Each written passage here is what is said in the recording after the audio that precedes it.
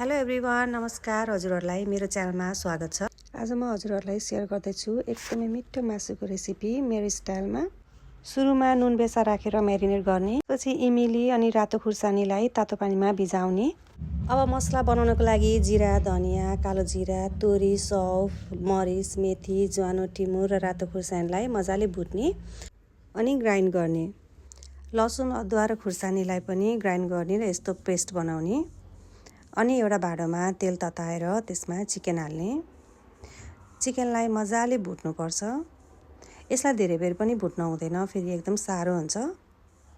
अब यतिको भएपछि चाहिँ हाम्रो चिकन रेडी भयो।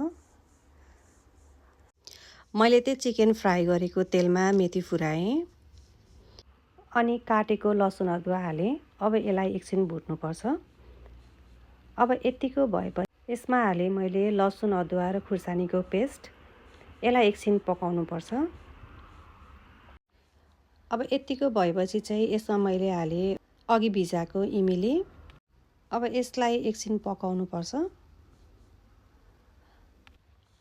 अब यसमा हालेँ मैले अघि पिनेको मसला। यसलाई पनि एकछिन पकाउनुपर्छ। अब यतिको भएपछि चाहिँ मैले यसमा हालेँ अघि फ्राई गरेको चिकन।